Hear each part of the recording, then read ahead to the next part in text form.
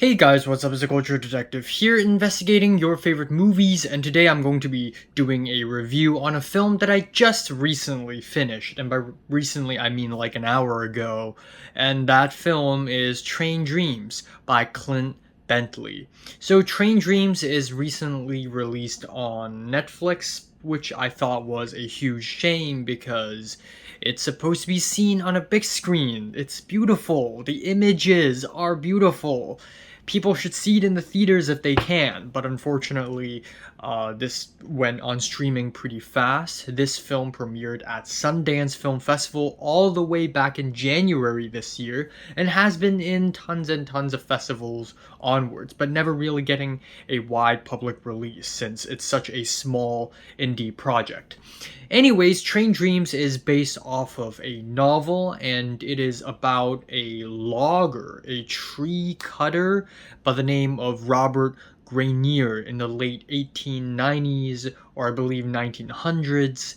And this film is about his life from, I guess, beginning to end. He's a logger, he met his wife, he had a child, a daughter, and then he went to log more, chop more trees, and then life goes on. I'm not going to spoil what happens, but I think you can already kind of tell that a big moment happens about one third of the way into the film, and then the rest of the film is about that big moment and the aftermath of that big moment. For the most part in the film, it is very slice of life. It is very tame, very slow, very laid back. There's a lot of moments that's like conflict free. There's no real overarching conflict. So obviously for the mainstream, for the public film going audience, this movie is probably something special because it's not structured like your average mainstream movie, and in many ways it's like Perfect Days where not much happens. It's just about an ordinary guy. He doesn't have great life aspirations, he's not ambitious, he doesn't know where he came from because he doesn't know who his parents are, and he didn't leave anything behind in this world either. He didn't really do much. He just walks around in the woods and chop trees, and that's basically most of the movie. And when I heard about the premise, I loved it. I was super interested in watching a movie where not much happens. I really like slow cinema lately, and I feel like American slow cinema, especially that of Kelly Reichardt, has been some of the most interesting films about America because you really get to see what it's like to live in that period, and you really soak into this character's life and his perspective. So I was really interested. And then on Twitter, there has been a lot of discourse. A lot of film critics are arguing with each other, saying that Train Dreams is overrated. It's trying to be like Terrence Malick, but it's not Terrence Malick. It has no nuance. It's very dumb. It's very heavy-handed, and it's not actually saying anything profound. Some people clipped the last minute or so onto Twitter and then said that this is the most beautiful 1 minute and 17 seconds in cinema. And then someone would quote reply saying that, yeah, that would be true if you haven't seen a single movie ever, or if you've only seen 10 movies in your life, then maybe you think this is beautiful.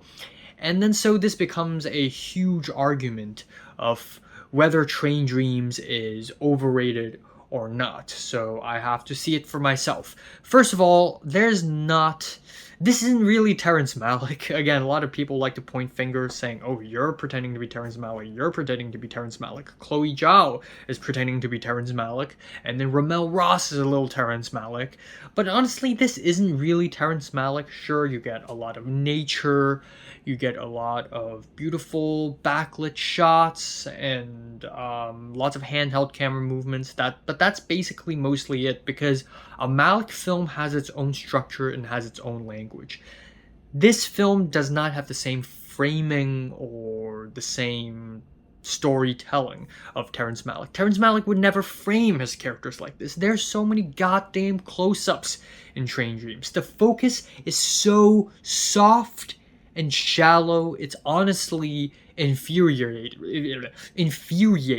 There's a shot very late in the movie where it's Robert Grenier, played by Joel Edgerton, and Carrie Condon, and it's a two-shot. One character slightly more front than Carrie Condon is slightly more back. And for some reason, even though this is a two-shot, the camera still has to rack focus between this face and this face, even though they're so close together. And I'm just thinking, why is the focus so shallow? What's the point in having the focus being so shallow? There are a lot of moments where the back is full of beautiful trees and beautiful skies and mountains, but it's all rendered into blurry nothing because the focus is so shallow. Sometimes the focus is so shallow, it honestly annoys me. Another thing that I find problematic about this movie is the frame rate. I don't know why. I'm fine with filming on digital cameras. I know some people are like, well, it's a period film. It's about the 1900s. Of course it has to be on film. But honestly, I like that Clint Bentley is trying to use the digital aesthetic to bring the period piece into the modern so that we feel like we are in this period piece ourselves. That's nice, but what's up with the frame rate? It looks like it's shot on 30 frames per second. Either that or it's something wrong with the shutter angle, because the motion blur is not blurry enough. So sometimes people would run or a log would fall down and you would see it very clearly and it would be very clean. And you're just like, why does it look so clean? Where's the motion blur? So these are little minor issues that kind of tick me off. Probably won't tick a lot of people off, but it just felt kind of weird to me. But the real problems of the movie, I will reveal a little later. First of all, the first act of the movie, before the big moment, it's okay. I wasn't that invested in the characters, and I think some of the scenes were trying to be funny. There are these slow zooms. There are these very, very slow zooms that are supposed to be kind of funny and self-aware, and there's a scene where some guy randomly gets murdered and everyone else is just standing there like a sitting duck, and it's meant to play off like some kind of joke. It's almost like a shot out of a Wes Anderson movie. And a period film that is like serious and dramatic trying to be funny is fine, but I do feel like the first act of the movie sets a tone that is so different from the last two acts that kind of threw me off. And then you have the very beautiful music, and when I say beautiful, I mean it's trying too hard to be beautiful. You know, all the life pianos and all the soulful pianos and all the minimalist music. It's just trying really hard. And I think my least favorite aspect of this movie is the third person narration. Terrence Malick would never have narration. This is weird. I don't know what this is. It's just this old soulful guy just telling us about this story. And third person narration, I feel like I'm being told how to feel and what to think instead of actually seeing the story play out.